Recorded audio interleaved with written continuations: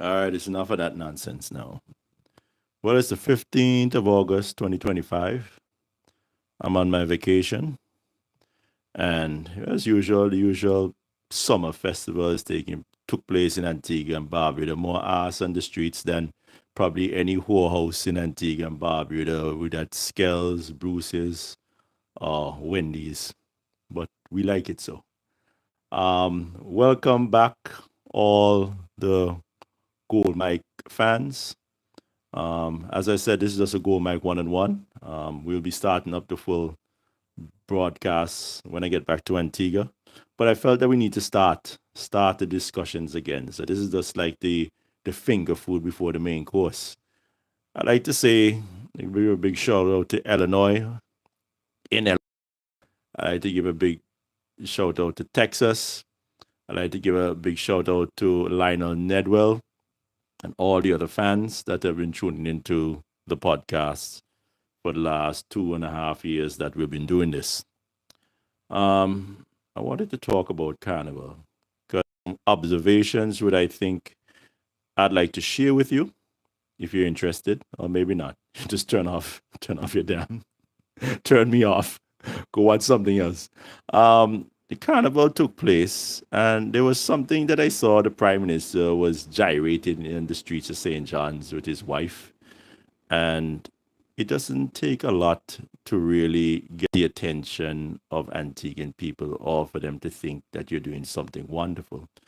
Because what I saw him doing was what hundreds, if not thousands, of other people were doing. But I saw like the DJ was making, yeah, yeah, why, like I mean, shit. When you go on vacations to London and you go to Trafalgar Square, people always feed the pigeons. Feed the pigeons in Trafalgar Square. It's a common thing. I'm not understanding what the great achievement in bending your wife over by government house and choking and digging. You understand? To me, Maria looked like force, right? She looked like she ain't really having fun doing that rashness there. She ain't really comfortable, but she'll go through the motion. She say, hey, when in Rome, do as the Romans do. So I'll go through it and just try to say, all right, this is what I want also. Maria, you're not cut out for that. You don't seem you seem like you're forcing Gaston is forcing you to be something that you are not. Right? But maybe at some point in time with maturity and in reflection that you will come out on the shadow and be your own individual. Stop acting like a Ross. That is one observation. Another observation that I made from abroad looking in on the carnival was the whole idea of the DJ Khalid thing coming to Antigua. DJ Khalid, this fat Arab guy, Palestinian, he came to Antigua to celebrate our carnival, which is a celebration of emancipation from slavery. And to extent even colonialism too, because it wasn't that much better. Maybe they wouldn't whip you physically, but they certainly had all kind of economical constraints on you that you might as well just take the damn beating. But what I'd like to say about that is that he came in to celebrate our carnival when his people are being murdered. There's genocide being committed against the Palestinians, and he came into our country. I just think that the people of Antigua and our leaders missed the irony in what they had or they were promoting a celebration of freedom by a man who came to celebrate with you while his people were dying. What kind of shit can go on like that? That's not normal behavior. We seem to always miss what is before of us and look around and say, oh, but there's a party over there. So therefore, let's not deal with the here and now. Let's just carry on. Everybody else is half naked in the streets. Let's just concentrate on that DJ Khaled. Let's have a good time. But what is even more surprising to me is that several of us, I was wondering even abroad, abusing Khalid, when you're going to go and have some fun in Gaza, when you're going to celebrate or even speak out against your people. A lot of Antigua felt that, oh, well, it's not that important. He came on a different mission and he was here to celebrate our freedom with us from slavery, which I found so ironic. It's such bullshit. Antigua people all really need to do better. But what I found strange is that a fair amount of Antiguans realize the hypocrisy, the double standard, the sort of cynicism in the whole thing of a Palestinian coming to celebrate freedom from slavery. Well, you could go on any channel on the internet or your cable network and see people being murdered left, right, and center. And that is so amazing. But we carry on. We went after DJ Khalid and said that is wrong what you're doing. And even to our government, they don't know any better. Our government is filled with people who are abhorrent to any common sense and decency. I would have thought again twice before making such a big deal out of nothing. But we are attacking this Palestinian and accusing him of, buddy, don't you see what's going on in Gaza? But what I find amazing is that our Arab community in Antigua, they have been very silent. They don't have anything to say about it either. I know a lot of Antiguans couldn't give a damn. But you say you're building a better society for all of us. And you're an Arab in Antigua. And I've heard nobody come on the radio and say boo about what is happening in Palestine. Now, the way I look at it, right, is that I am the grandson of V.C. Bird Sr. And I remember as a child living at Fry's Hill. And this was probably as about 5 years old when I took part in my first picket or protest.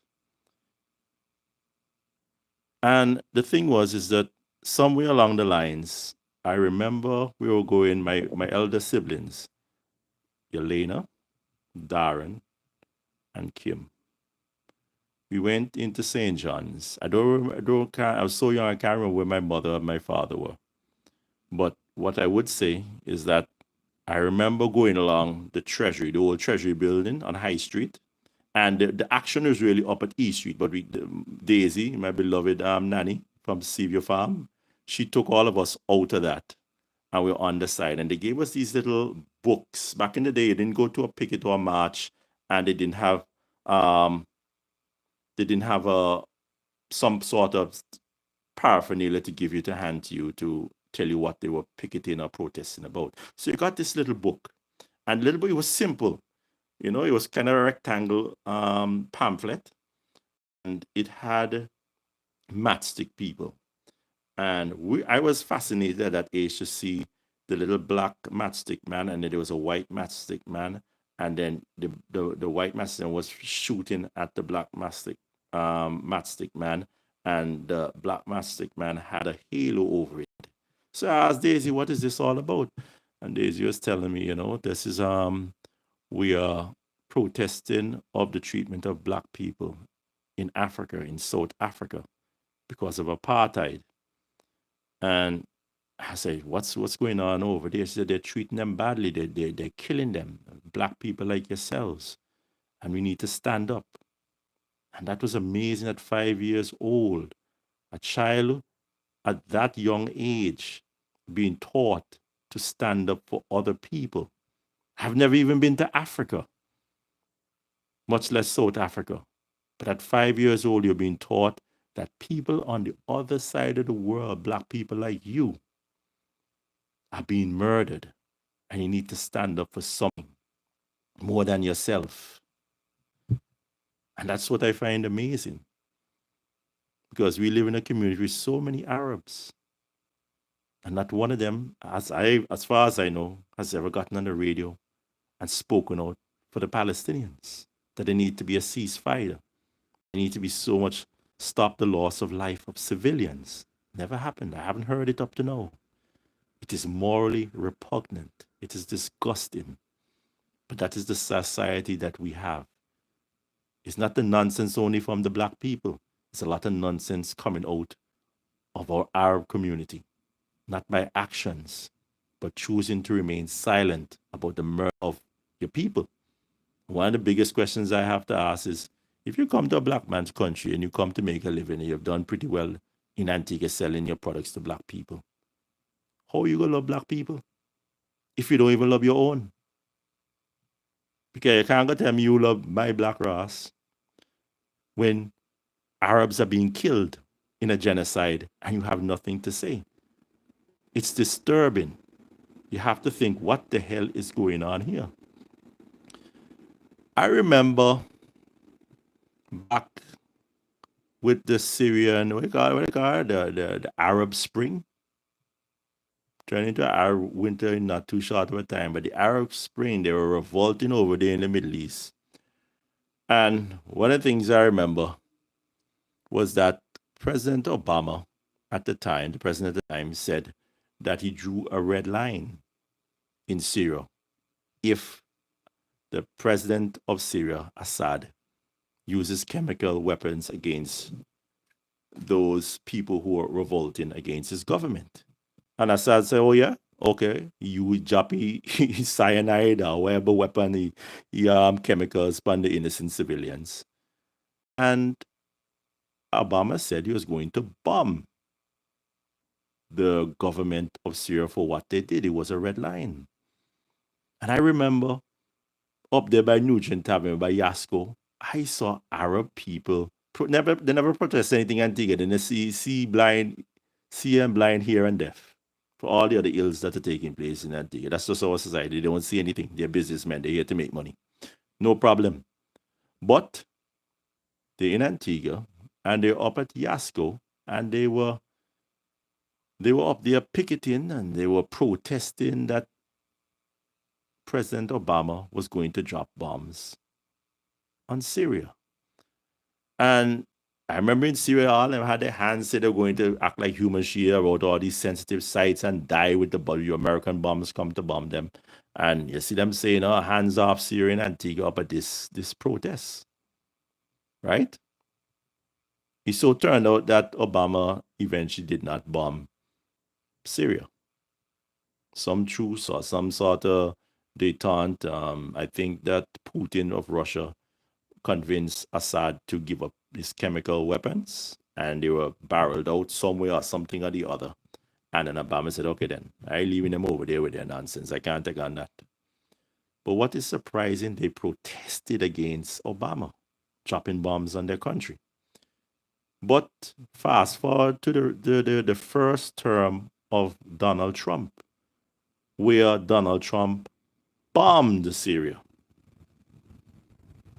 He bombed Syria out of the plane and them because the man was using chemical weapons. And I saw not one protest by the Syrian community in Antigua and Barbuda. They just shut their damn mouths. And you know, that's a lesson to me. You know what that tells me? You are black, Obama. We don't want you bombing us. But with a white man bomb us, we keep our mouth shut. So there's already overtone there of it's not that we're getting bombed, but it's bombing us. We don't want no black man bombing us. Donald Trump, we go right ahead. Let the good times roll. Do whatever the hell you have to do. It's just an eye opener for me. I don't know if y'all interpret it like that. I don't know what y'all think about it, but that's what I saw, and that is the way I think about it. And no fast forward, no. And that was the first term of Obama went about 2008 to 2018, I think it was, or whatever the hell his terms were in office. But that took place. And now you see the same apathy and moral repugnant nature in our Arab community that they cannot speak out against what is happening to their own people. You find black people in Antigua willing to stand up. You see it all the time for free Gaza, free Palestine, and all that stuff. I heard from them. I'd like one of them to comment and tell me what's going on. Can remember even back then when me say bomb the hell out of Assad. One of them from Marcus, she called me up and said, "Oh, Assad is such a good man. No, Assad this, Assad that." Where they know? We are all the voices for their own people, but you're part of a black country. And you go come and say you're like my friend, I'm a black man, and you like black people. You can't love black people because you don't even love your own. That is what I've learned from their actions or inactions by remaining silent. It's bullshit. Can't go like that. It don't work like that. Anyway, we move on, but I find them to be morally repugnant. Not only DJ Khalid, the Arab community in Antigua and Barbuda, see and blind, hear and deaf to genocide. They are morally repugnant on this issue. Anyway, let's move on. So we dealt with the Carnival, and let us move on now to the car park. I wanted to talk about this car park because it's troubling to me that they have, I think just before the Carnival, they were talking about the starting to finish off that Sunshine Park Hub or whatever. It's disturbing because it's a bad idea to get rid of your green space in a small town as St. John's, a tourist capital. I campaigned 2014 in Otters and on Bird Road right in front of ZDK. When you go left, when you go west, I would say. Not Tyndale Road, there are roads between there. I know Maloney is the one over from Tyndale going east. But in between there, I was campaigning with Lionel Nedwell. And I remember seeing children playing. And there's on the both sides of the gutter, it's all green and slimy because the gutters aren't flushed or clean. But no rain came, or maybe rain came and it just stayed there till it turned algae. And you see children playing with a football, and the football goes into this green slime. And the children have to take that ball up with their hand and wipe it on the grass and continue playing. Why is that normal behavior? That is going to lead to ringworms or some sort of disease or infection. But they don't have enough green spaces in St. John's. We have a car park. I know they're reviving the car park, not because what will benefit you and your children, but because the government has decided to go and purchase the Luke Cinemas from Max Hernandez and his family. For what reason? They say they want a theater for the arts, culture and arts. What kind of culture? The sort of ramen that Gaston was giving Maria. They want us to perfect it at the culture center. Can people talk about what took place the last 2 weeks of culture?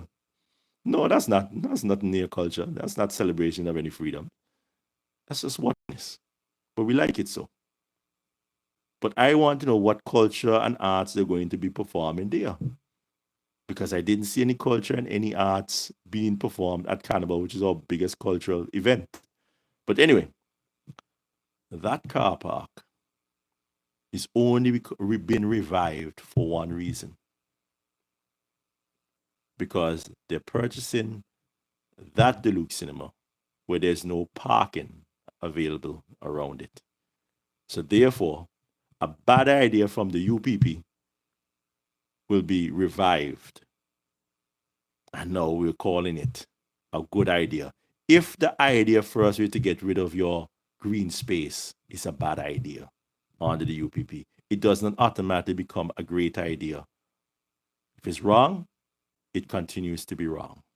And that is the thing. I really wanted to talk about St. John's, a little bit of the main town in Antigua and Barbuda. Because back in the colonial days, and you have to give it to the colonials, they had a better eye for the layout of St. John's, a better eye for beauty. For some reason, black people just don't have it. We have ruined that little town of St. John's. Back in the day on East Street, it was lined with all these mahogany trees.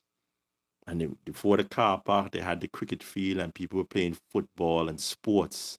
And that's green space. You see why I'm thinking people so uptight? And before anything, they want to fight or cuss you or stab you up? Because they are wound up. They're too tightly wound. That's the human being in us. And that is the idea of having green spaces. You have a botanical garden, nothing has been done. It's just left there derelict. And when you look out from the botanical garden, you look at the back of the car park now. Back in the day, the way they did it was that anything east of Corn Alley was residence. You couldn't put shops to the east of Corn Alley. Anything to the west of Corn Alley was business. But by the time you went east of Corn Alley, that was residential. People lived there, or the well-to-do. Some people in Fibre and so on, and the ghettos are surrounding it. But the residential area was to the east of Corn Alley.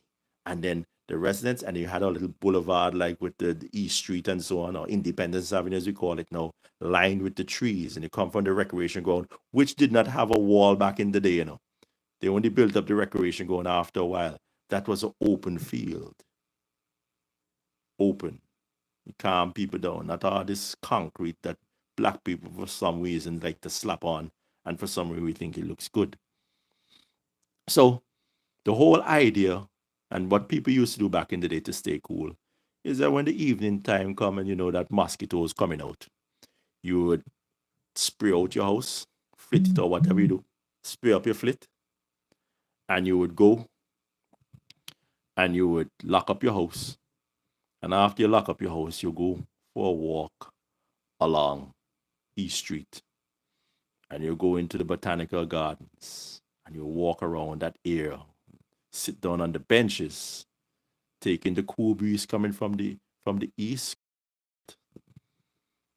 Go out there for an hour, go back home, open up your house, let out all that flit or bacon or your Kyle or whatever, and go and lay down. That was our form of air conditioning before AC ran prevalent in Antigua and Barbuda, as we all know.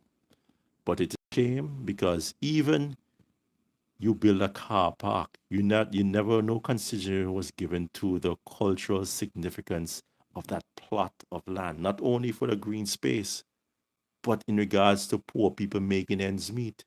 Because they used to have shanty town poor people used to come out to the ghetto, and during the 2 weeks of Carnival, they'll come up there and they put up the little shanty and try to make a little living. Was any consideration given to that? No. We need a car park. It's the most important thing. It's the only policy. The first policy of the UPP when they got into office was to build a car park, supposedly to relieve traffic in St. John's. But you know what? They announced that in 2005. It's 20 years ago. And for some reason, it's so important. It's so we have to get this car park done. It's the first policy, first project that we're going to do. Still not done. But for some reason, Antigua continues to function. St. John's continues to function. It's very highly congested, especially on Fridays when people are trying to get out of town and people finish work early. But building a car park there on the green was not the solution to our traffic problems under the UPP and more so under the ABLP. We are so screwed by people who have no vision and that are running this country. And all of it, the bad idea will proceed because Gaston wanted to help out Max Fernandez, his poodle. Nobody loves or admire Gaston Brown like Max Fernandez. He looks into his eyes and he sees greatness. I look into Gaston's eyes and all I see is craziness, greed, lies, and somebody who has not been capable to fulfill his promises, especially of making Antigua an economic powerhouse. That is the reality we face in Antigua and Barbuda. Y'all remember they used to have the amusement park up on the field too? What about that? Did the UPP, when they decided to slap on the concrete and mess up that beautiful town, East Street, did they consider that they used to have things to distress the people and have things to their children? An amusement park used to come in there. I remember one time I went in there, boy. I see they had this horror house where you go in there and a girl in a bikini, and then she behind a cage, and then the girl turned into a gorilla, and the gorilla broke out of the cage. Hey, me run no hell, boy. Me run from over there, close to the pond, all the way up to the cenotaph to look for my old man. Can't gorilla loose in Antigua.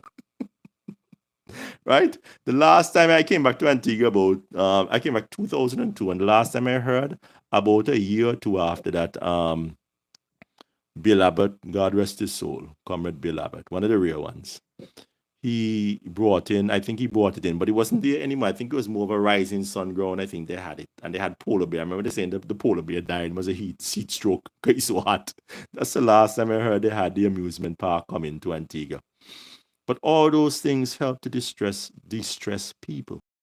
That is the idea of East Street.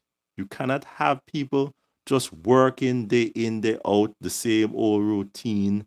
They're having pressures, especially now with the way the world politics and economics is flowing.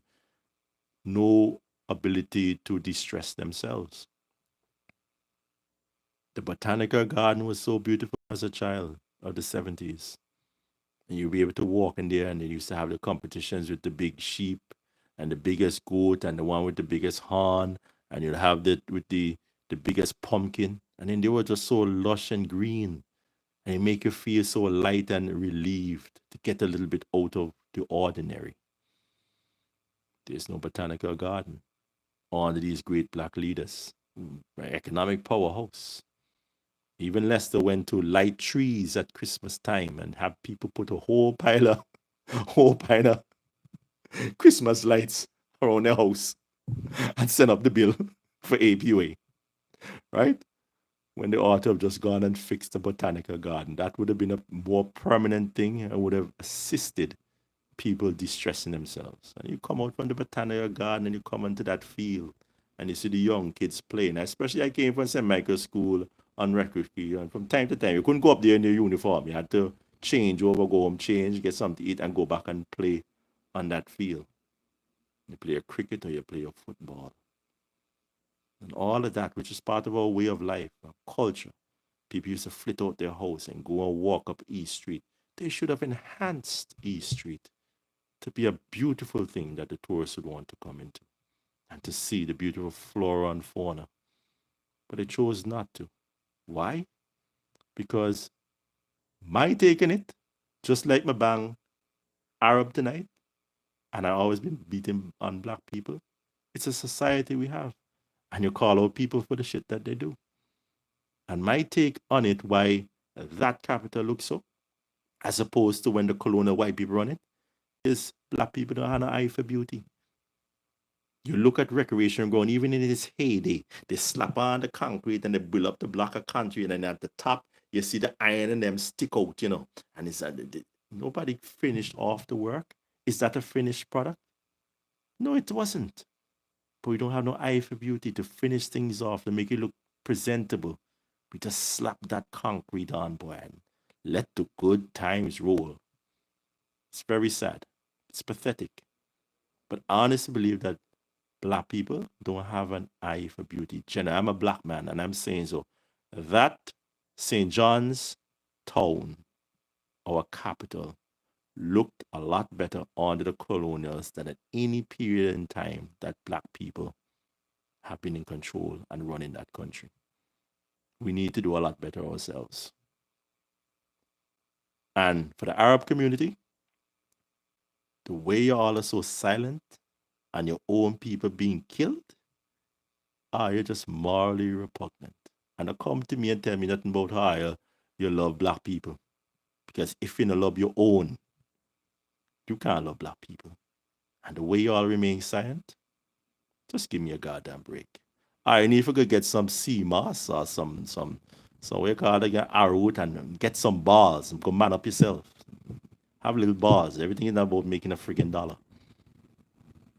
You know, I need to do better. Because if the society we're creating with y'all being like this, I don't want a part of you. I can keep that.